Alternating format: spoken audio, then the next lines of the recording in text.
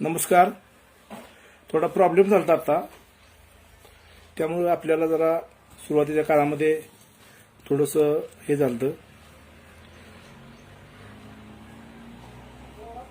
या ठिकाणी लोकनेते विठ्ठलराव शिंदे महाविद्यालय टेंभुर्णी यांच्या वतीनं क्रांतिसिंह नाना पाटील आणि त्यांचं प्रतिसरकार या विषयावर आपल्याशी बोलण्याची संधी मला महाराष्ट्रातील एक सुप्रसिद्ध कादंबरीकार, थोर लेखक, माझे मार्गदर्शक आदरणीय प्राचार्य महेंद्र शिंदे सर यांनी दिली. त्याबद्दल पहिल्यांदा मी शिंदे सरांचं या ठिकाणी आभार मानतो, कारण जो माझ्या आवडीचा विषय आहे क्रांतिसिंह नाना पाटील, त्या विषयावर बोलण्यासाठी आदरणीय शिंदे सर यांनी मला एक 4 दिवसापूर्वी विचारलं की ह्या क्रांतिसिंह नाना पाटील यांच्या संदर्भामध्ये आपल्याला बोलायचं आहे. तर या ठिकाणी मी आवर्जून उल्लेख करतो, माड्यासारख्या एका सोलापूर जिल्ह्यातील एका बाजूला असणाऱ्या एका तालुक्यामध्ये आदरणीय बबनराव शिंदे माढा तालुक्याचे आमदार आणि करमाळा तालुक्याचे आमदार आदरणीय संजय मामा शिंदे यांनी अतिशय चांगल्या पद्धतीनं एक शैक्षणिक संकुल टेंभुर्णी या गावामध्ये चालू केलं आहे. त्यांचा तोच वारसा आदरणीय रणजितभाई शिंदे हे मोठ्या ताकदीनं चालवत आहेत. शिक्षणावर प्रेम करणारी ही माड्याची शिंदे कंपनी आणि त्यांचा सगळा परिवार आणि तालुक्याच्या आणि समाजाच्या विकासामध्ये त्यांनी दिलेलं योगदान, या सगळ्या गोष्टी आपण गेली कित्येक वर्ष ते पाहतोय सगळं. आदरणीय बबनदादा शिंदे यांच्यासारखा एक साधा माणूस माढा मतदारसंघाचं गेली काही वर्ष नेतृत्व करतोय. अतिशय महाराष्ट्रातील एक साधे सुधे आमदार म्हणून आपल्या सगळ्यांना त्यांची ओळख आहे.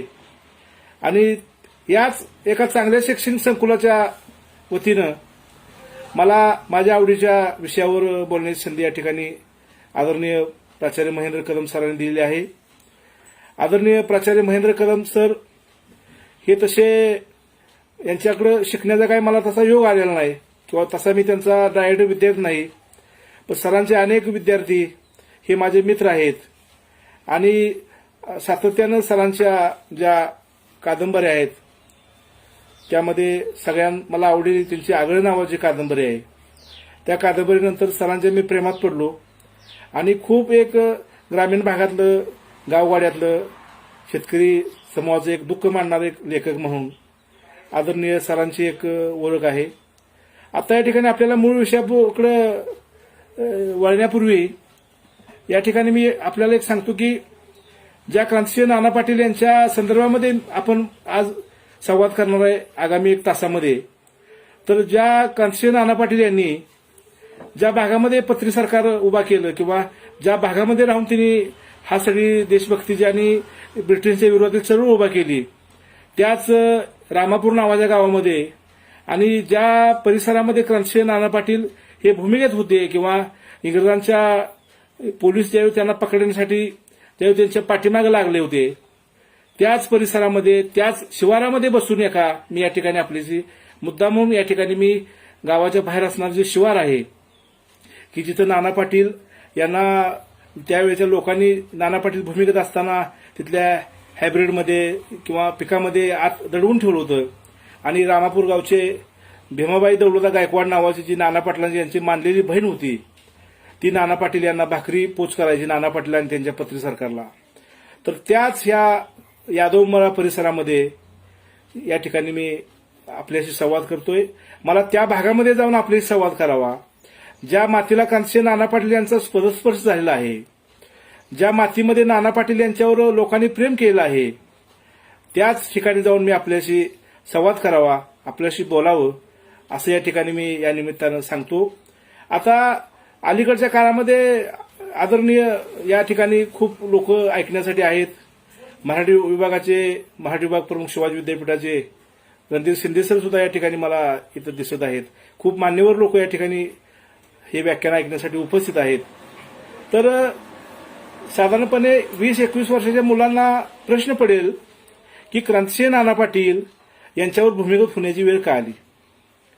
खरं तर सुरुवातच या कार्यक्रमाची किंवा ह्या व्याख्यानाची अशी केली पाहिजे की क्रांतिसिंह नाना पाटील, तुम्ही सुरुवातीलाच तुम्ही म्हणणार की सांगितले की नाना पाटील हे भूमिगत राहिले होते आणि मग त्यांना भूमिगत राहण्याची वेळ का आली, तर त्यांना भूमिगत राहण्याची वेळ आली या संदर्भाने मी सुरुवात करतो की क्रांतिसिंह नाना पाटील यांचं गाव वाळवत तालुक्यातील येडे मच्छिंद्रगड. येडे मच्छिंद्र गावामध्ये एका वारकरी कुटुंबामध्ये क्रांतिसिंह नाना पाटील यांचा जन्म झाला. घरामध्ये वारकरी संप्रदाय सगळं वातावरण, पंढरपूरची वारी करावी आणि गावातल्या लोकांना काय दानधर्म करावा, लोकांची सेवा करावी, समाजाचा उपयोग पडावं, अशा प्रकारचं नाना पाटील यांचं आजोबा, त्यांचे पणजोबा, त्यांचे वडील, असं एक त्या गावचं एक पाटील घराणं. आणि ह्या पाटील घराण्यामध्ये क्रांतिसिंह नाना पाटील यांचा जन्म झाला. श्रीमंतही म्हणता येणार नाही आणि गरीबही म्हणता येणार नाही, अशा मध्यमवर्गीय कुटुंबामध्ये क्रांतिसिंह नाना पाटील यांचा जन्म झाला. आणि क्रांतिसिंह नाना पाटील यांचा तसा त्या घरातलं ते पहिलं पुत्ररत्न असल्यामुळं, पहिला मुलगा असल्यामुळं नाना पाटील यांच्या जन्माचं खूप स्वागत झालं. ते खूप त्यांच्या जन्माचं कौतुक झालं आणि गावाला एक पेढे वाटून किंवा एक आनंद उत्सव साजरा केला की या घराण्यामध्ये अनेक वर्षांना पुत्ररत्न प्राप्त झालेलं आहे.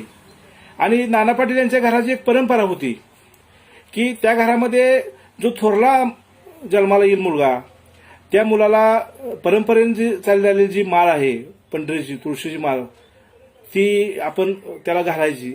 आणि मग नाना पाटील हे लहानच वयामध्ये, म्हणजे अगदी पाळण्यात असतानाच त्यांना त्यांच्या आजीनी माळ घातली आणि ते म्हणजे वारकरी झाले. म्हणजे त्यांच्या लहान असतानाच त्यांना वारकरी संप्रदायाचं त्यांच्यावर जे काही संस्कार होते ते करण्यात आले.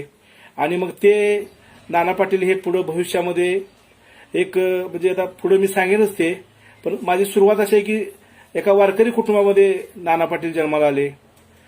आणि नंतरच्या काळामध्ये मग त्या परिसरामध्ये नाना वाढत होते. तो सगळा परिसर, कृष्णाकाठची शेती, तिथली ती समृद्धी सगळी. आणि या समृद्धीमध्ये एका गावामध्ये नाना पाटील यांचा जडणघडण आणि सगळं बालपण निघालं होतं. त्याच काळामध्ये क्रांतिसिंह नाना पाटील यांना शिक्षण, म्हणजे ज्यावेळी ते 5-6 वर्ष झाले तेव्हा त्यांना त्यांच्या वडिलांनी शाळेमध्ये घातलं.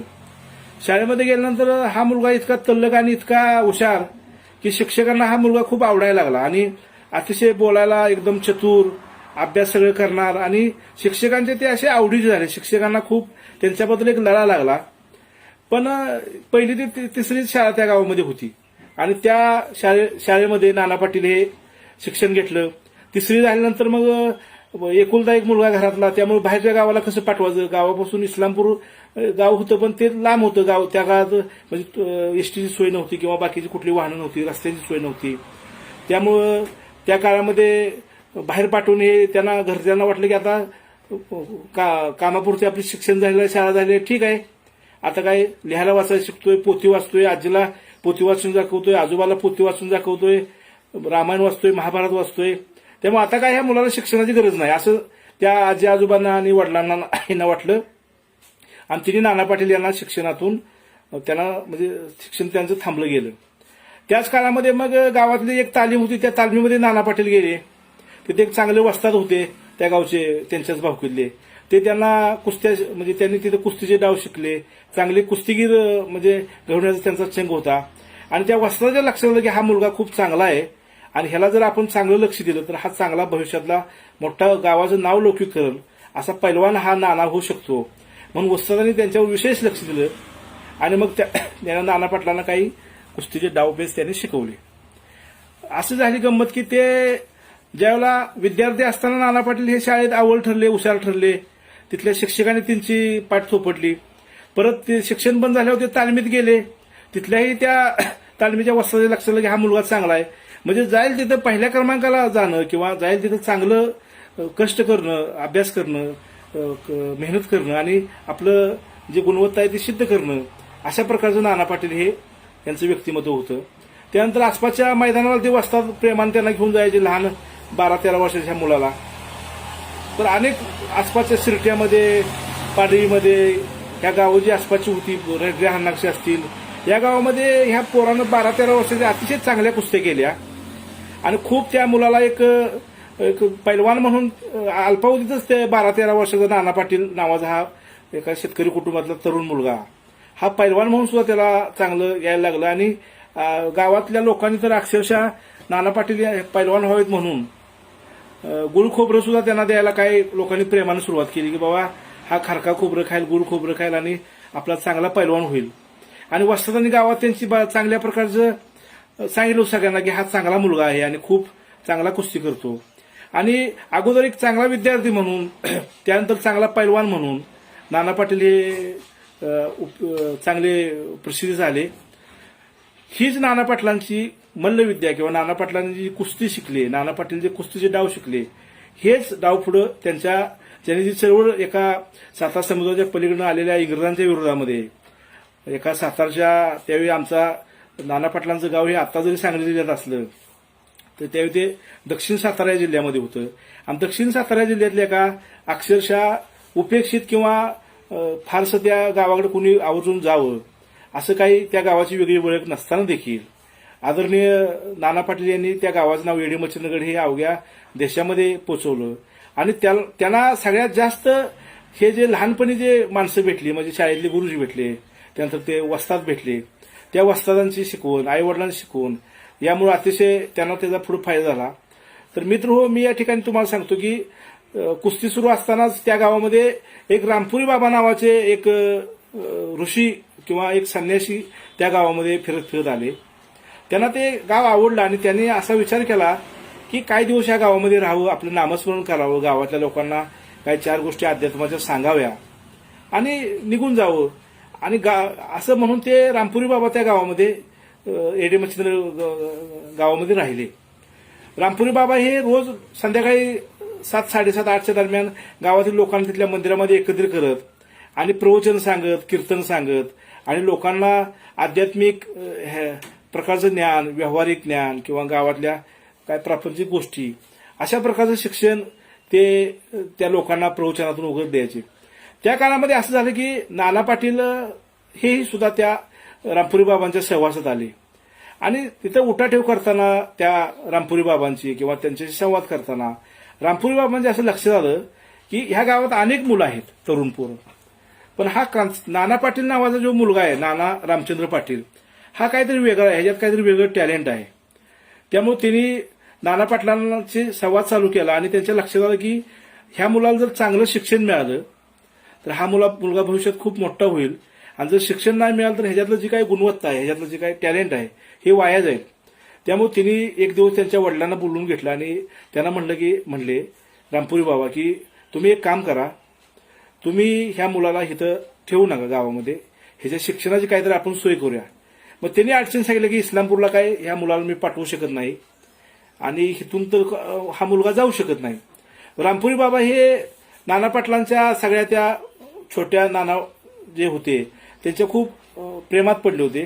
त्यांनी त्यावर एक पर्याय काढला की त्यांचे भैरोबा खोत नावाचे खोताजीवाडी नावाचं गाव आहे अगदी नागराळाच्या जवळ, त्या गावामध्ये भैरोबा खोत नावाचे त्यांचे भक्त होते रामपुरी बाबांचे. आणि त्यांच्या घरी शिक्षणासाठी म्हणले मी घेऊन जातो नानाला आणि नानाच्या वडिलांनी सुद्धा परवानगी दिली आणि मग नाना पाटलांना घेऊन खोताजीवाडी नावाच्या गावामध्ये भैरोबा खोत यांच्या घरी रामपुरी बाबा आले आणि भैरोबाला सांगितलं, भैरोबा हा नाना आजपासून तुझा मुलगा आहे, हा खूप हुशार आहे, हा जर शिकला ना तर आपल्या आई वडिलाचं नाव मोठं करलंच पण आपल्या देशाचं नाव सुद्धा मोठं करल, इतका हा चांगला मुलगा आहे आणि तू आजपासून मुलाप्रमाणे ह्याला वागणूक द्यायची आणि हा तुझ्याच घरी राहील आणि इथून नागराळ शाळेत जाईल. आणि मग भैरोबा खोत यांच्या घरी नाना पाटलांना रामपुरी बाबांनी ठेवलं आणि तिथून नागराळे गावामध्ये, आज जे पलूस तालुक्यामध्ये नागराळे नावाचं गाव आहे, त्या गावामध्ये मग नाना पाटील हे गेले आणि तिथं त्यांनी शिक्षण घेतलं आणि तिथून ते तिथले मॅट्रिकचं शिक्षण झाल्यानंतर नाना पाटील तिथून बाहेर पडले. तर मित्रांनो, हा शैक्षणिक प्रवास, कारण त्या काळात तुम्हाला सांगतो की 7वीची परीक्षा पास होणं ही फार मोठी गोष्ट होती. म्हणजे 7वी पास होणं म्हणजे त्या काळामध्ये एक वेगळा एक हे होता. म्हणजे आज जसं एखाद्या म्हणजे आज तशा डिग्री कुठली सांगता येणार नाही, पण त्या काळामध्ये एक होतं की 25-30 खेड्यामध्ये 7वीचा जो मुलगा आहे किंवा 7वी झालेला जो तरुण आहे हा 25-30 खेडी फेलनंतर एखादा मिळायचा आणि नाना पाटील हे त्या काळात 7वी परीक्षा पास झाले होते. आणि 7वी परीक्षा पास होणं म्हणजे त्या माणसाला तात्काळ सरकारी नोकरी मिळणं आणि त्या माणसाचा आयुष्याचा समृद्ध मार्ग खुला होणं, अशा प्रकारचं जे नाना पाटलांचं जे म्हणजे सगळं जीवन तयार झालं, तशी संधी त्यांना चालून आलती. नाना पाटील यांनी काहीतरी करावं, अतिशय म्हणजे नोकरी करावी असं त्यांच्या घरातल्यांना बी वाटत होतं.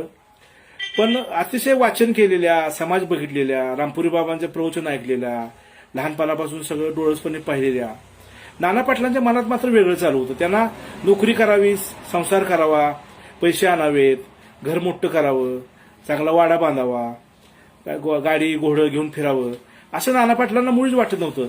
कारण नाना पाटलांना वाटत होतं की आपला समाज, आपण शिकलो ठीक आहे, पण ह्या शिक्षणाचा उपयोग आपल्या नोकरीसाठी म्हणून नव्हे, तर आपण ज्या समाजाचं काहीतरी देणं लागतोय, आपला समाज अज्ञानात आहे, अंधश्रद्धा आहे, गुलामीत आहे परकीयांच्या, ह्या समाजासाठी आपल्याला काहीतरी केलं पाहिजे, म्हणून नाना पाटील यांच्या मनात एक घालमेल सुरू होती.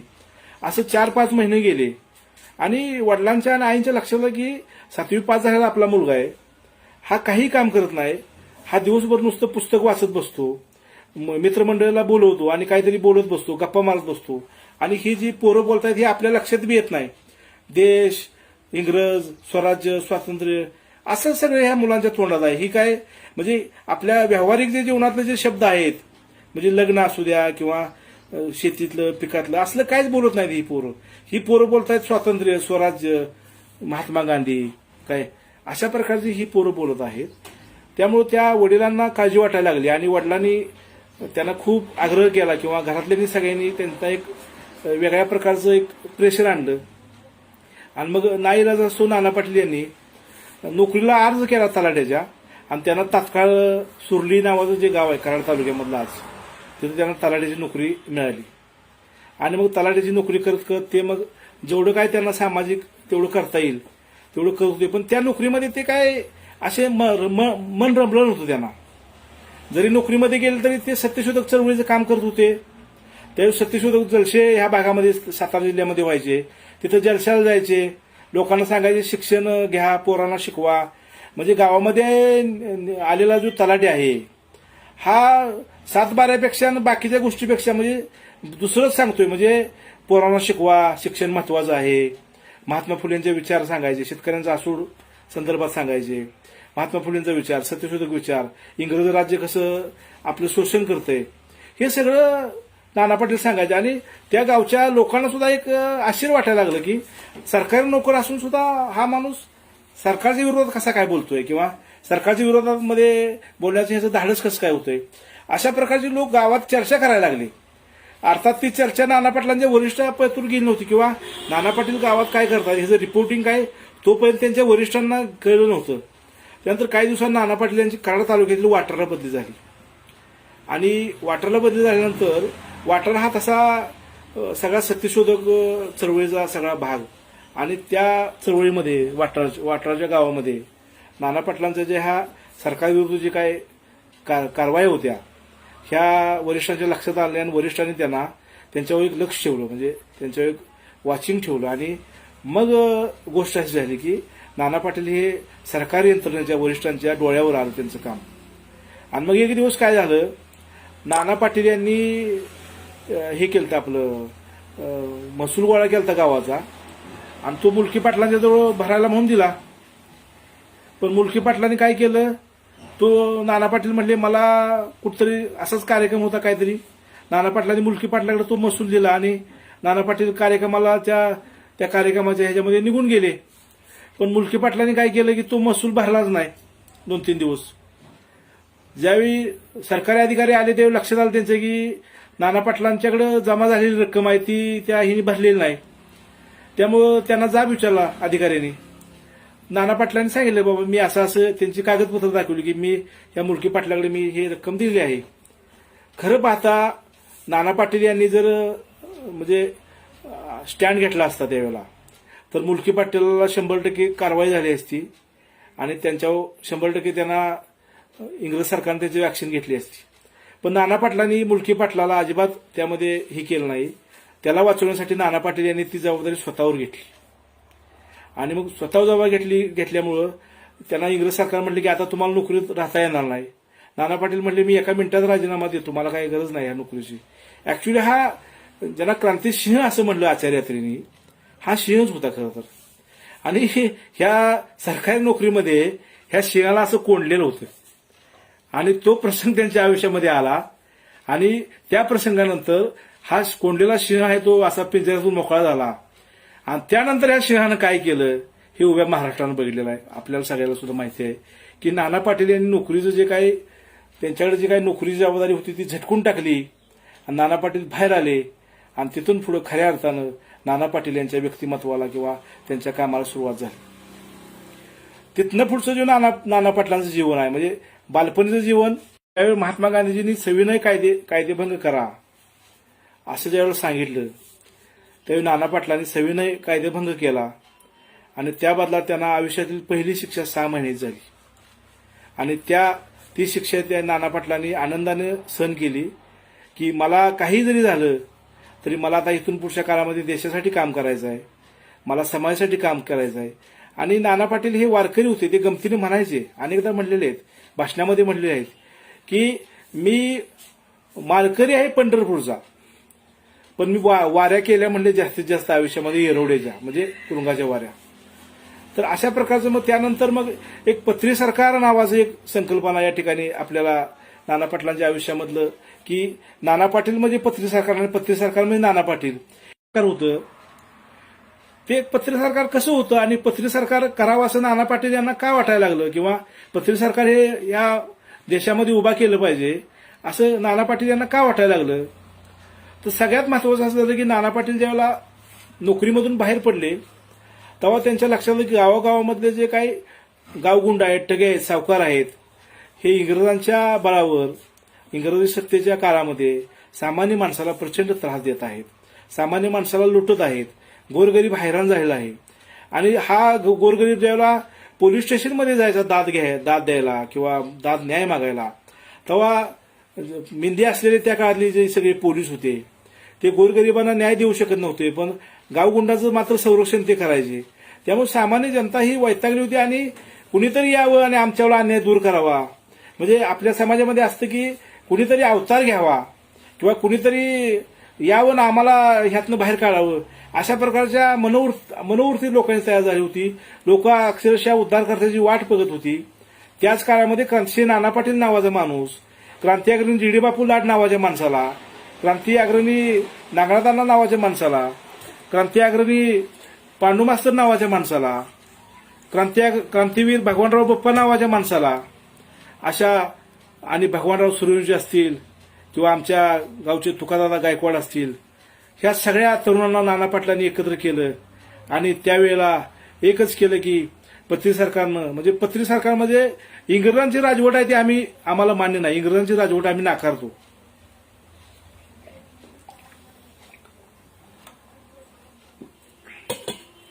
मग पत्री सरकारचं एक स्वतंत्र राज्य तयार झालं. गावामध्ये जायचं, त्या गावामध्ये जो गावगुंड लोकांना त्रास देत असेल त्याच्या घरी जायचं, म्हणजे रात्री ही सगळी लोक जायची आणि ही लोक त्या माणसाच्या घरावर असे दरवाजावर हे मारायचे, थाप मारायचे वेळ रात्रीची. तो नेहमीच्या त्याच्या बेदरकारपणे दरवाजा उघडला जायचा आणि दरवाजा उघडल्या सांगायचं की तो अमुक अमुक माणसाची जमीन एवढी एवढी तुझ्याकडे आहे, त्यानं तुझ्याकडून एवढे पैसे घेतले होते, पण तू व्याजाने त्याच्याकडून एवढे घेतलेले आहेस आणि तू जमीन दे. त्यावेळी तो मगरूने विचारायचा तुम्ही कोण मला सांगणार आहे. आणि मग त्याच वेळेला त्याला पकडून पत्री सरकार म्हणजे आता पत्री सरकार म्हणजे आमच्या काही लोकांना असं वाटतं की जशी बैलाच्या पायामध्ये पत्री मारतात तशी ही पत्री होती का, तर अजिबात नव्हती. पत्री सरकारमध्ये त्या माणसाला गावाच्या बाहेर न्यायचं, त्याचे पाय असे बांधायचे दोरीनं आणि त्याच्या पायावर चुन्याचं पाणी टाकायचं अगोदर आणि चुन्याचं पाणी टाकून त्याच्यावर काठीची तडाखे द्यायची. तशा प्रकारे तडाखे दिल्यामुळं त्याचा जो पायाचा तो तळपायाचा तो असा जो नाजूक भाग असतो त्याला एकदम असा मार बसल्यामुळं 3 ते 4 महिने त्या माणसाला परत चाला यायचं नाही, म्हणजे त्याला असं उठायला सुद्धा यायचं नाही. अशा प्रकारची शिक्षा होती. तसा म्हणजे कुठल्याही प्रकारचा रक्तपात वगैरे न करता केवळ तडाखे देऊन पत्रीचे, म्हणजे त्याला पत्री म्हणायचे, ह्याला पत्री मारणे, अशा प्रकारचे तडाखे देऊन त्या काळामधल्या गावगुंडाचा नाना पाटील आणि त्यांच्या सर्व सहकार्यांनी बंदोबस्त केला. नुसतं गावगुंडाचा पत्री सरकारनं बंदोबस्त केला का, किंवा पत्री सरकारचे लोक उठले आणि गावोगावी जाऊन असे चोपत राहिले असं घडलं का? मुळीच घडलं नाही. काही ठिकाणी असं होतं की एखाद्या गावची लेक आहे, तिला तिचा नवरा नांदवत नव्हता, समजा सुंडा मागायचा, तर त्या लेकीला घेऊन हे जायचे लोक, ही लेक आहे आमची, हिला काय त्रास तू देतोस. तो असा जर काय बेदरकारपणे काय बोलला मुजुरीनं, तर त्यालाही पत्रीचा प्रसाद मिळायचा आणि पत्री मारून परत त्याला सांगायचं की ह्या मुलगीला व्यवस्थित वागणूक द्यायची. पत्री सरकारनं काय केलं की गावोगावी ग्राम न्यायालय उभा केली. म्हणजे जो न्याय त्या व्यवस्थेमध्ये बिलकुलच मिळत नव्हता, त्या काळामध्ये गोरगरिबांसाठी न्याय नव्हता. न्याय हा फक्त त्या काळामध्ये धनदांडग्यांसाठी आणि श्रीमंतसाठी होता. तो न्याय नाना पाटील यांनी आणि त्यांच्या पत्री सरकारनं गावोगावच्या गोरगरीब यांना दिला. दुसरा मुद्दा असा आहे की त्यावेळेला काय दरोडेखोर लोक होती. ते दरोडेखोर काय करायचे की तिने एक नवीन आयडिया दरोडेखोरांनी चालू केली की दरोडे घालायचे आणि बाहेर पडताना दरोडा एखाद्या घरावर तिने गाठला की बाहेर पडायचा आणि क्रांतिसिंह नाना पाटील की जय, महात्मा गांधी की जय म्हणायचं, अशा घोषणा द्यायला चालू करायच्या. ऍक्च्युली ही खरं तर त्यावेळेच्या पोलिसांनी पत्री सरकारला बदनाम करण्यासाठी पोलिसांनी दरोडेखोर यांची युक्ती झाली आणि दरोडेखोरांना पोलिसांनी अशी आयडिया दिली की पत्री सरकार हे जनतेत गेलं आहे. कारण कसं जनतेत गेलं ते तुम्हाला मी सांगतो की नाना पाटील एकदा त्यांच्या मागे पोलीस लागले. मग ते कुंडल्या गावामध्ये गेले आणि मागं 5-6 पोलीस आणि नाना पाटील पुढे पळत होते. एकदम ते एका घरामध्ये गेले. घरामध्ये गेल्यावर अनोळखी घर, काही माहित नाही कोण आहे, कोणाचं घर आहे, काय घर आहे. तिथे एक बाई होती आत, माऊली. हे नाना पाटलाला बघून ती घाबरली, उठली. नाना पाटील तिला एकच म्हणाले की मी येड्याचा नाना पाटील आहे, मायामागं पोलीस लागलेत, मला काही करताही पण मला वाचव. तर त्या माऊलीची लेक बाळंतपणासाठी आलती. तर त्या माऊलीनं नाना पाटलांना जी बाळंतींची जी कॉट आहे, बेड होता, तिथं नाना पाटलांना म्हणजे त्या बेडवर तिथं बसवलं आणि त्या लेकीला मागल्या दारानं दुसऱ्या घरात घालवलं आणि नाना पाटलांच्या अंगावर पांघरून घातलं. पोलीस आत आले. पोलीस म्हणले या गावामध्ये एक फरारी माणूस शिरलेला आहे. ती आजी फार तयारीच होती. आजी म्हणली फरारी शिरलाय काय? मग मला कसं काय माहित नाही माझ्या घरात फरारी शिरलाय, तुम्हाला कसं काय माहित झालं काय? नाही म्हणले आम्हाला झटती घ्यायची आहे. पोलीस जसे आत गेले तसं ती बाई म्हणली अरे आत कुठं, तुम्हाला म्हणले काय आहे का, पोरं बाळ आहे ती का, म्हणले काहीतरी, माझी मुलगी आत बाळंतीची खोली आहे, तिथं मुलगी आहे माझी, आणि तुम्ही चक्रामध्ये कसं पोलिसांना फसवलं आणि पत्री सरकारच्या लोकांनी कसं वाचवलं, ह्या प्रकारचं खूप चांगलं खरं तर ह्या भागामध्ये अगदी मी. हॅलो, नमस्कार. पुन्हा एकदा आपल्याशी मध्यंतरी काही प्रॉब्लेममुळे कट झाला जरा आपला संवाद. पुन्हा एकदा आपल्याशी लाईव्ह येण्याचा हा प्रयत्न आहे. तर मी क्रांतिसिंह नाना पाटील यांची जी लोकप्रियता आहे किंवा यांचा जो संवाद आहे, आवाज येतोय का? हां, ठीक आहे. तर नाना पाटील किती लोकप्रिय झाले होते या प्रकारचं आपण सध्या चर्चा करतोय की नाना पाटील यांना त्या माऊलीनं स्वतःच्या घरामध्ये आत दडवलं आणि नाना पाटील यांच्या पाठीमागे जे पोलीस लागले होते तर त्या पोलिसांना कशा प्रकारचा चकवा दिला, असे अनेक प्रसंग क्रांतिसिंह नाना पाटलांच्या आयुष्यामधले रोमहर्षक प्रसंग या ठिकाणी आपल्याला मला सांगायचे आहेत. या ठिकाणी क्रांतिसिंह नाना पाटील यांच्यावर इंग्रजांचं वॉरंट असताना एक दिवस नाना पाटील दऱ्याखोऱ्यामध्ये फिरत असताना त्यांना कळलं की त्यांच्या आजीचं निधन झालं आणि ही आजी म्हणजे नाना पाटलांच्यावर खूप प्रेम करणारी आणि नाना पाटील यांचा आई वडिलांनंतर सगळ्यात जास्त जीव त्यांच्या आजीवर होता. तर मग आजीला तर भेटायला जायला पाहिजे, आजीचं शेवटचं मुखदर्शन घ्यायला जायला पाहिजे. नाना पाटील अस्वस्थ झाले, आता काय करायचं. शेवटी त्यांनी एक डोक्यामध्ये विचार केला आणि नाना पाटील हे आजीला भेटायला निघाले. त्याच वेळेला जे इंग्रजांचे खबरे होते, गुप्तहेर होते, दलाल होते, त्या काळामधले जे इंग्रजांना सामील होते, म्हणजे देशाच्या स्वातंत्र्याची लढाई, म्हणजे चांगलं काम ज्यावेळेला आपण चालू करू त्यावेळेला चांगल्या कामाला विरोध करणाऱ्या वाईट शक्ती सुद्धा समाजात असतात. तसं इंग्रजाला घालवण्याचं काम नाना पाटील सारखी यांच्यासारखी लोक करत होती. त्यावेळेला त्यांना सुद्धा विरोध करणारी लोक समाजात होती. तुकाराम महाराजांच्या सारखा इतका मोठा संत अशा एका मोठ्या संताला सुद्धा त्याला विरोध करणाऱ्या प्रवृत्ती समाजात होत्या. असं म्हणजे चांगला आणि वाईट हा जो लढा आहे किंवा खरं आणि खोटं हा लढा आहे हा नेहमी सुरू असतो. तर नाना पाटील यांना विरोध करणारा त्यांना नाना पाटील यांना पकडावं पोलिसांनी आणि नेऊन तुरुंगात नेऊन टाकावं. अशा प्रकारचं एक विचार करणारी एक वाईट शक्ती किंवा वाईट माणसं की जे इंग्रजांचे खबरे होते त्यांनी पोलिसांना सांगितलं की नाना पाटील यांची आजी वारलेली आहे आणि कसल्याही परिस्थितीमध्ये आजीला भेटायला नाना पाटील हे येणार, म्हणून त्यांनी पोलिसांना कळवलं आणि पोलिसांनी नाना पाटलांच्या गावाला मोठा वेढा दिला, घराला वेढा दिला. अगदी त्या खबरेने दिलेल्या माहितीप्रमाणे नाना पाटील त्या आजीला भेटायला आले. पोलिसांना तिने विनंती केली की मी आजीचा आत जाऊन दर्शन घेतो आणि मग तुम्ही नेचेला तिकडे मी तुमच्यावर यायला तयार आहे. नाना पाटील त्या वाड्यातनं आत गेले. आतलं आजीचं दर्शन त्यांनी घेतलं. त्यांना खूप दुःख झालं. त्यांनी शोक व्यक्त केला. पण आता मित्रांनो, शोक व्यक्त करण्याची वेळ नव्हती, कारण देशावर बलाढ्य इंग्रजांचं राज्य होतं आणि ह्या इंग्रजांना साता समुद्राच्या पलीकडे घालवण्यासाठी, इंग्रजांना या देशातून हाकलून लावण्यासाठी या एडीमचंद्र गडच्या एका माणसानं, या योद्ध्यानं लढा पुकारला होता. त्यामुळं आजीचं दुःख होतंच, पण ह्या दुःखातून सुद्धा बाहेर पडून आपल्याला गेलं पाहिजे अशा प्रकारचं नाना पाटील यांनी विचार केला आणि मग त्यातनं एक प्लॅन तयार झाला. थोड्या वेळानं नाना पाटील यांच्या आजीचं जे पार्थिव होतं ते वाड्याच्या बाहेर गेलं. त्यानंतर मग नाना पाटील काही येईनच वाड्याच्या बाहेर अजिबातच. पोलिसांनी बघितलं नाना पाटील त्या गर्दीत कुठंच दिसेनात. पोलीस तिथंच बसले आणि थोड्या वेळानं त्यांना असं कळलं की नाना पाटील हे वाड्यात नाहीत. म्हणजे एका पोलिसाला लावून दिलं तिने आत बघायला. त्यांना शंका आल्यावर ते म्हणले आज जाऊन बघ नाना पाटील आहेत का. तर तो म्हणला वाड्यात एकही पुरुष नाही म्हणला, सगळ्या बायका आहेत आणि त्या रडतायत म्हणला, आज कोणच नाही म्हणला. तर नाना पाटलांनी मित्रांनो माझ्या काय केलं, नाना पाटील यांनी ती जी तिरडी होती, म्हणजे आजीला ज्या तिरडून नेलं ना, त्या तिरडून नाना पाटीलांनी त्यांच्या भावकील्या माणसांना सांगितलं की ह्या तिरडी मला तुम्ही ठेवा, मला गावाच्या बाहेर पोचवा आणि आजीचं प्रेत तिने जे जळणाचं जे दुसरं एक छोटी गाडी होती त्या गाडीमध्ये आजीचं प्रेत, त्यातनं आजीचं प्रेत नेलं आणि तिरडून नाना पाटील स्वतः झोपले आणि नाना पाटीलांनी निघून गेले.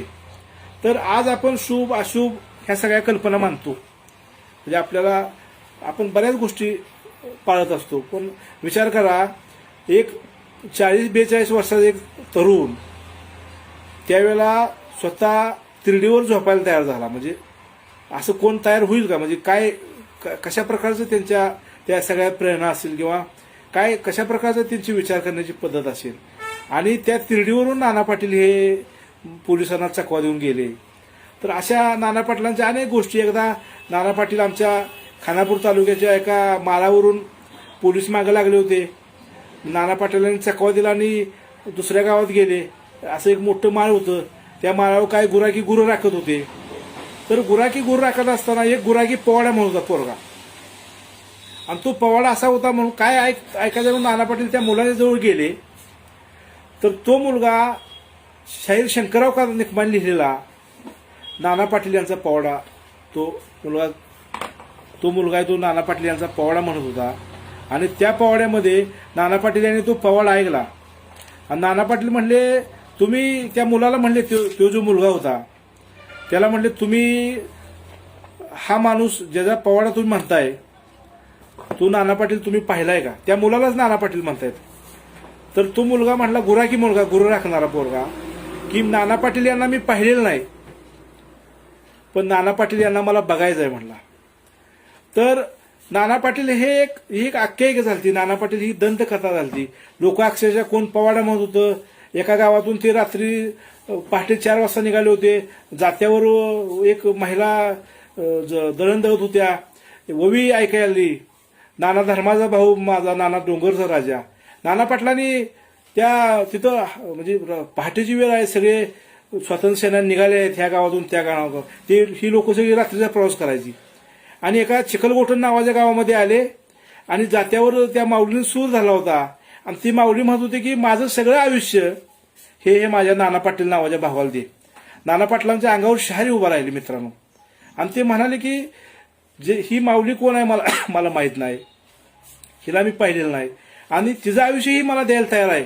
काही जरी झालं तरी बाकीचे सहकारी म्हणत होते की आपण भेटायला नको, आपल्याला लोक बघतील किंवा आता पहाट होण्याची वेळ आलेली आहे. नाना पाटील म्हणजे नाहीये, जी माऊली माझ्यासाठी देवाकडे आयुष्य मागते भल्या पहाटे, त्या माऊलीला जर मी न भेटता गेलो तर ते आयुष्यभर मला सैल राहील. म्हणून नाना पाटलांनी दार वाजवलं आणि दार वाजवल्यानंतर नाना पाटलांच्या त्यांना त्या माऊलीला ती माऊली उठली. ती म्हणली, अरे नाना पाटील म्हणले, तू ज्या नाना पाटील यांना आयुष्य मागतेस किंवा नाना पाटील यांचं गाणं म्हणतेस, नाना पाटील यांची ओवी म्हणतेस, तो नाना पाटील तुझ्या समोर उभा आहे. आणि ताई तुझ्यासारखी प्रेम करणारी जर ताई प्रत्येक घरात जन्माला आली तर नाना पाटील ह्या देशासाठी 100 वेळा मारायला तयार आहे. अशा प्रकारचा हा प्रसंग चिखलगोटण आज ते गाव तासगाव तालुक्यामध्ये आहे. त्या गावामध्ये नाना पाटलांच्या संदर्भामध्ये हा घडलेला प्रसंग आहे. तर असे अनेक प्रसंग, अशा अनेक गोष्टी कांतीश्री नाना पाटील यांच्या संदर्भामध्ये आपल्याला सांगता येतील. म्हणजे नाना पाटील यांचे म्हणजे शेकडो प्रसंग आहेत, असे शेकडो लोक आजही भेटतात नाना पाटलांच्या बद्दल सांगणारी. आता नाना पाटलांचा आपण ह्याचा बघितला विषय, स्वातंत्र्य चळवळीतलं काम, त्यानंतर देशाला स्वातंत्र्य मिळालं.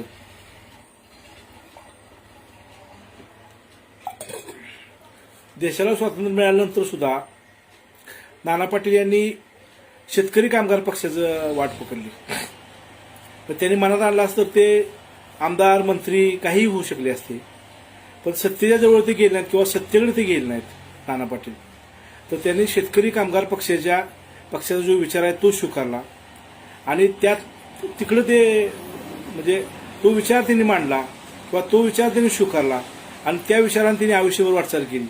1952 साली ते सातारामधून खासदार झाले. 1957 साली त्यांचा पराभव झाला. आता ह्या पराभव सुद्धा एक गोष्ट सांगतो मला मी. 57ला त्यांचा पराभव झाल्यानंतर त्यांच्या पराभवानंतर एक असं चिंतन बैठक बसली होती त्यांच्या कार्यकर्त्यांची आणि एक कार्यकर्ता उठला आणि उत्साहानं बोलत बोलत नाना पाटलांचा ज्यांनी पराभव केला त्या केसरीवीरांच्या बद्दल तो टीकात्मक बोलायला लागला. नाना पाटलांनी 1-2 वाक्य झाल्यावर त्याला थांबवलं आणि नाना पाटील स्वतः उठले आणि ते म्हणले, एक शब्द बोलायचा नाही केसरीवीरांच्या बद्दल, कारण लोकसभेच्या निवडणुकीमध्ये माझा ज्यानं पराभव केलाय तो माझा शत्रू नाही, तर तो माझा मित्र आहे आणि भारत मातेचा तो सुपुत्र आहे. जशी भारत मातेची सेवा मी केली आहे तशी किसनवीरांनी सुद्धा केली आहे. आणि माझा पराभव हा कुणी धनदांडग्याने केलेला नाही, माझा पराभव कुणी रानदांडग्याने केला नाही किंवा माझा पराभव हा भांडवलदारानं केला नाही. माझा पराभव हा माझ्या मित्रानं आणि एका स्वातंत्र्ययोद्धानं केलेला आहे आणि मला हा पराभवाचा सुद्धा मला अभिमान आहे आणि त्या माझ्या मित्राचा सुद्धा अभिमान आहे. अशा प्रकारचे विरोधकांच्या संदर्भात सुद्धा नाना पाटील म्हणजे अशीच भूमिका. आज जर आपण बघितलं तर आता आपण बघतोय गेले 8, 10, 15 दिवस महिना झालं सगळा तमाशा चालल्यासारखा आहे. म्हणजे भान राहिलेलं नाही. विरोधक हे म्हणजे कुठल्या प्रकारची टीका किंवा काय टिप्पणी होत असते विरोधकांच्या एकमेक राजकीय नेते करतात. ह्या सगळ्या राजकीय नेत्यांनी कांतीश्री नाना पाटील यांच्या हा विचार खऱ्या अर्थानं स्वीकारण्याची गरज आहे किंवा अंमलात आणला तर थोडासा बरं होईल म्हणजे असं वाटतंय मला सुद्धा एक सामान्य कार्यकर्ता म्हणून सुद्धा. कारण ज्या पद्धतीने हे सगळं आज विरोधकांचं जे एकमेकावर राजकीय नेते जे चिखलफेक म्हणजे खरं तर रंगपंचमी किंवा धुळवड हे सण रोजच आता आपल्याला या निमित्तानं बघायला मिळत आहेत. पूर्वी वर्षातनं 1 दिवस असायचा चिखलफेक करण्यासाठीचा किंवा तिकडं सातारा जिल्ह्यामध्ये 2 गावं आहेत. ती गावं म्हणजे वर्षातून 1 दिवस कुठल्या तरी एक सण आहे त्या दिवशी इकडल्या ह्याला नदीच्या काठाला घेतं आणि पलीकडच्या नदीला काठाला घेतं आणि ती गावं एकमेकाला शिव्या देतात प्रचंड. तर तो 1 दिवस त्यांना नेमून दिलेला आहे तसं बोलण्यासाठी. पण आज काय झालंय, आज हे रोज हा कार्यक्रम असल्यासारखा सगळी परिस्थिती सर्वच पक्षांच्या माध्यमातून ह्या सुरू आहे. तर कांतीश्री नाना पाटील यांचं जे चरित्र वाचलं ह्या चिखलफेक करणारे किंवा एकमेकावर अतिशय खालच्या लेवलला जाऊन टीका करणाऱ्यांनी, तर त्यांना खरंच त्यांना काहीतरी शिकण्यासारखं मिळेल असं मला या निमित्तानं वाटतंय. आणि फक्त आता मी आपली 10 मिनिटं घेणार आहे. आता बराच तुम्ही ऐकताय, अनेक मान्यवर आहेत, शिंदे सर हे अजूनही आहेत, महेंद्र कदम सर आहेत, अनेक वेगवेगळे नगर जिल्ह्यातून आमचे अविनाश जाधव आहेत, सुनीताई बोर्डे आहेत अनेक स्वप्नील पवार आहेत, अनेक या ठिकाणी चांगली म्हणजे प्रेम करणारे आपल्यावर लोक महाराष्ट्रामधून या ठिकाणी या कार्यक्रमासाठी उपस्थित आहेत. तर फक्त एक 10 मिनिटं आपल्याला या ठिकाणी आता सहन करा. मध्यंतरी जरा थोडासा टेक्निकल काय इथल्या रेंजच्यामुळं आपल्याला काय करता आलं नाही 5-10 मिनिटं तुमचे संवाद. तर एकच मी आता किस्सा नाना पाटला सांगणार. नाना पाटील यांच्यावर खरं तर 1-2-3 भागामध्ये बोलण्यासारखं नाना पाटलांचं सगळं जीवन आहे. पण मी थोडक्यात ओझर जाता जाता आपल्याला काही गोष्टी सांगतोय. 1952ला नाना पाटील खासदार झाले सातारामधून. 1957ला त्यांचा पराभव झाला. 1962 साली 1962 नाना पाटील यांना बीड जिल्ह्यामध्ये उमेदवारी मिळाली कम्युनिस्ट पक्षाकडून. तर नाना पाटलांना बीडला जायला वाट खर्चीला म्हणजे एसटी भाड्याला सुद्धा पैसे नव्हते. तर नाना पाटील यांचे एक सहकारी नारायण माने ह्यांनी त्यांना 200 रुपये दिलं आणि नाना पाटील बीडला गेले आणि बीडच्या लोकांनी वर्गणी काढली की ते म्हणले की तुम्ही आमच्याकडे उभा राहताय म्हणजे आमच्यासाठी लय मोठी गोष्ट आहे. आणि मग त्या लोकांनी लोकवर्गणी काढून नाना पाटलांना प्रचंड बहुमताने भारताच्या लोकसभेवर पाठवलं. तर त्या निवडणुकीनंतर नाना पाटील म्हणाले की मी आता ह्या बीड जिल्ह्यामध्येच राहून मी आता माझ्या गावाकडे जाणार नाही. म्हणजे मी 5 वर्ष बीडची जिल्ह्यात सेवा करणार. आणि बीड जिल्ह्यामध्ये जे पातळी नावाचं गाव आहे त्या गावच्या चावडीमध्ये ग्रामपंचायतीमध्ये नाना पाटील 5 वर्ष राहिले. या काळामध्ये त्यांना त्या गावचे काही 1-2-3 लोक त्यांनी सांगितलं नाना पाटलांनी की मला सकाळी 2 भाकरी संध्याकाळी 2 भाकरी आणि ठेचा आणि भाजी जरी दिली मला खायला तरी मला चालेल. नाना पाटलांच्याकडे 3 धोतर 3 शर्ट 3 टोप्या होत्या आणि एक सायकल होती. एका भारतीय लोकसभेतल्या खासदाराच्या संदर्भात बोलतोय मी. हे सरपंच किंवा असं नाही सांगत मी. खासदारांचं संपत्ती होती. काय होतं, बीडच्या पातळीच्या चावडीमध्ये राहणारा माणूस, गेस्ट हाऊस नावाची गोष्ट त्या काळात नव्हती. चावडीमध्ये राहायचा मनुष्य नाना पाटील 3 धोतर 3 शर्ट 3 टोप्या आणि एक सायकल. आणि नाना पाटील हे सायकलून फिरायचे बीड जिल्ह्यामध्ये. होळ नावाचे गाव आहे केज तालुक्यामध्ये. तिथले विश्वनाथ बाप्पा शिंदे यांच्याकडे नाना पाटील भेटायला गेले. हीच वेळ झाली. 6:30 वाजता त्या गावात पोहोचले. विश्वनाथ शिंदे म्हणले नाना पाटलांना की अण्णा तुम्ही राहावा, चला माझ्या घरी. ते म्हणले मी तुझ्या घरी येणार नाही. ह्या गावात मंदिर आहे का? तर आहे, महादेवाचं मंदिर आहे. मग मी त्या मंदिरामध्ये मुक्काम करतो असं नाना पाटील म्हणाले. फक्त मला तू 2 भाकरी भाजी आणि पाण्याचे हे आणून दे मडकं. आणि नाना पाटील हे भारताचे खासदार, बीड जिल्ह्याचे खासदार, भारतीय लोकसभेचे सदस्य आणि देशाच्या स्वातंत्र्यातले एक मोठे योद्धे क्रांतिसिंह नानासाहेब रामचंद्र पाटील. हा माणूस बीड जिल्ह्यातल्या होळगावच्या महादेव मंदिरामध्ये तिथं तिने जेवण केलं आणि उठले आणि सकाळी तिथं सगळी भांडी बिंडी तिथं ठेवली सगळी एका बाजूला आणि पहाटे 5ला सायकलवरून पुढल्या गावाला नाना पाटील निघून गेले. हे काय आता ही अलीकडची लोक आहेत ही म्हणतली तुम्ही काहीतरी दंतकथा आहे का काय ही? खरंच आहे तुमचं. म्हणजे मित्रांनो ही दंतकथा वाचते. योगेशराव आमचे अतिशय चांगले मित्र आहेत. ते त्या नाना पाटलांच्या गावाच्या जवळच अतिशय प्रेम करणारा माणूस आहे नाना पाटलांच्या विचारावरचा योगेश पाटील. तर त्यांना सुद्धा मी आवर्जून सांगतो की आपले अण्णा हे अशा प्रकारचे योगेशराव होते. म्हणजे इतका हा साधा माणूस आणि आपल्याला अभिमान वाटावा, आपण काळजाच्या कप्प्यात हे ठेवावा असा हा माणूस. आणि अशा प्रकारचं ते जीवन सगळे जगलेले आहेत. खासदार असताना ते बैलगाडीतून सुद्धा फिरलेले आहेत, सायकलून फिरलेले आहेत, एसटीने फिरले आहेत, चालत फिरले आहेत माझ्या मित्रांनो. म्हणजे अशा प्रकारचं जे काही हे सगळं आहे नाना पाटलांचं जीवन आणि सगळा हा हे. तर ह्याच नाना पाटलांच्या भागामध्ये काम करण्याची किंवा हा भाग बघण्याची अतिशय एक संधी चांगली या ठिकाणी मला मिळाली. गेली काही वर्ष मी तसं काम करतोय. छोटंसं नाना पाटलांचं चरित्र सुद्धा मी लिहिलेलं आहे. ते अजून प्रकाशित केलं नाही. मला अजून माझ्या मनास्वर कधी झालेलं नसल्यामुळे मला ते काही करता आलेलं नाही. पण मी भविष्यात ते सगळं करणार आहे.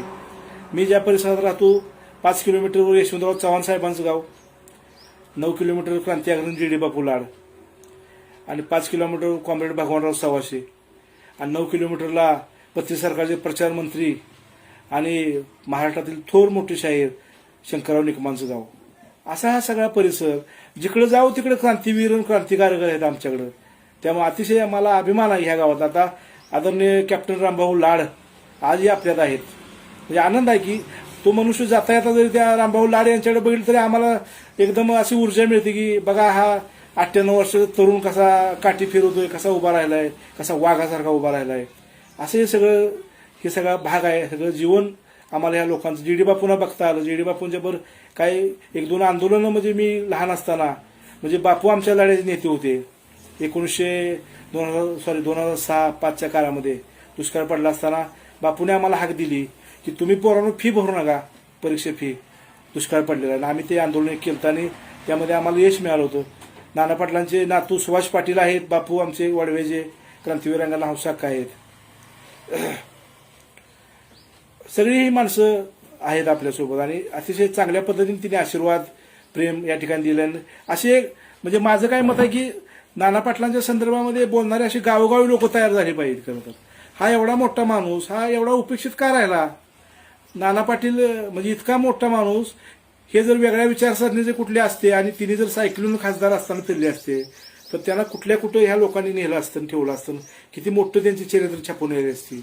पण नाना पाटलांच्या वाट्याला ही उपेक्षा का आलेली आहे ह्याचा सुद्धा आपल्याला या ठिकाणी जे कोणी ऐकणारे लोक आहेत त्यांनी गांभीर्याने विचार करण्याची गरज आहे. खरं तर खूप म्हणजे दुःख वाटतं कधी कधी की एवढा मोठा माणूस आणि त्या माणसाचं तसं फारसं काही आपल्याला माहीत नाही किंवा ज्या पद्धतीने आपण नाना पाटलांना बघितलं पाहिजे किंवा त्यांचा अभ्यास केला पाहिजे तसं काही आपल्याला दिसत नाही. तर असं सगळं हे जीवन आणि नाना पाटलांचं जे सगळं आहे 1900 ते 1976 वर्षाचं आयुष्य मिळालेला हा मनुष्य. ज्यावेळी भारताच्या संसदेमध्ये नाना पाटील गेले त्यावेळी त्यांच्यासोबत एक पत्र्याची पेटी होती, त्यांची कपडे होती, एक घोंगडं होतं आणि त्यांच्या आईचा फोटो होता. एवढीच संपत्ती होती. आणि त्यावेळी ज्यावेळेला त्यांना ते राहायला घर दिलं तिथल्या खासदार म्हणून, तेव्हा ते म्हणले मला असल्या ह्या बेडवरून गादीवर झोप लागत नाही म्हणले. तिने घोंगडं हाताळून घोंगड्यावर झोपला खासदार हा माणूस. म्हणजे हे सगळं अशा प्रकारचं एक साधं जीवन आयुष्यात कधीही म्हणजे सत्ता आणि संपत्ती आणि किंवा ह्या गोष्टी ज्या आहेत त्या कधीही कुठल्याही प्रकारचं ह्या माणसाला कधी मोह झाला नाही. आयुष्यामध्ये अतिशय साधे राहिले, अतिशय आयुष्य चांगलं जगले आणि आयुष्याच्या शेवटच्या श्वासापर्यंत नाना पाटील यांनी शेतकरी, कामगार, शेतमजूर, दलित, वंचित ह्या सगळ्या घटकांचा, उपेक्षित, कष्टकरी यांच्या सगळ्यांचा विचार केला आणि त्यांच्यासाठी त्यांनी आपलं आयुष्य दिलं. अशा प्रकारचं एक आयुष्य जगणारा हा माणूस कांशी नाना पाटील. तर या ठिकाणी आज आदरणीय महेंद्र शिंदे सरांनी खूप चांगल्या विषयावर मला बोलण्याची संधी मिळाली. खरं तर सर मला एक आनंद वाटतोय की मी मुद्दाम आज इथं मळ्यातून माझ्या म्हणजे ज्या भागामध्ये नाना पाटील यांनी मुक्काम केला किंवा ज्या भागामध्ये नाना पाटील राहिले, जिथं नाना पाटलांच्या म्हणजे पदस्पर्शानं पावून झालेला हा सगळा आमचा भूमी, इथल्या म्हणजे इथली पायदूळ सुद्धा, इथल्या माती सुद्धा डोक्याला लावावी इतकी ही पवित्र माती नागनाथांना जी डी बापू, नागनाथांना नायकवडी, जी डी लाड ह्या लोकांच्यामुळं झाली. आणि खऱ्या प्रकारचं या ठिकाणी आम्हाला खरी म्हणजे नाना पाटलांना काय मला बघता आलं नाही, पण मला जी डी बापूंना बघता आलं, मला नागनाथांना बघता आलं. मी आयुष्यभर जो पण मी आहे तो पण सांगेन की होय मी जी डी बापूंना बघितलेला आहे, मी नागनाथांना बघितलेला आहे, मी जी डी बापूंच्या पाया पडलोय, मी नागनाथांच्या पाया पडलोय. फार मोठी माणसं सर आम्हाला कदम सर बघायला मिळाली. तुम्हाला सांगतो तुमचा ह्या महापुरुषांच्या बद्दल असणारा जिव्हाळा हा असाच इथून पुढच्या काळामध्ये आपण वाढवत राहावा आणि अशा प्रकारची संधी किमान वर्षात एकदा तरी ह्या वीर नायकांच्यावर आदरणीय रणधीर शिंदे सरांनी एक अतिशय चांगली कमेंट मला दिसते केलेली आहे. त्यांचं सुद्धा ह्या भागामध्ये खूप प्रेम आहे. तिने सुद्धा प्रचंड ह्या भागातले नायक शोधून लिहायला लावले लोकांना आणि हे कसं बघावं ह्या सगळ्या प्रक्रियेकडे, ह्या भागाकडे म्हणजे कुंडलकडे कसं बघावं, वादळाकडे कसं बघावं अशी एक दृष्टी आदरणीय रणधीर शिंदे सर यांनी या ठिकाणी आम्हा सगळ्या मुलांना दिलेली आहे. तर या ठिकाणी शिंदे सर तुमचं या ठिकाणी तुम्ही ऐकलं एवढा वेळात वेळ काढून कदम सर यांनी संधी दिली त्यांच्या एका छोट्या कार्यकर्त्याला. त्यामुळे या ठिकाणी सगळ्यांचं मी ऋणी आहे. आपण सगळ्यांनी हा कार्यक्रम व्याख्यान ऐकलं, ही व्याख्यान म्हणायचं का भाषण म्हणायचं काय म्हणायचं तुम्ही ठरवा. मी कधी लहान असताना वक्तृत्व स्पर्धेत भाग घेत होतो, परत तो नाद सोडून दिला. भाषणाच्या वाटेला मी कधी गेलो नाही. हे काय भाषण म्हणा व्याख्यान म्हणा जे काय झालं असेल ते तुमच्या सगळ्यांच्या चरणी क्रांतिसिंह नाना पाटील यांच्या चरणी मी अर्पण करतो आणि आपली रजा घेतो. जय हिंद, जय महाराष्ट्र, जय क्रांतिसिंह.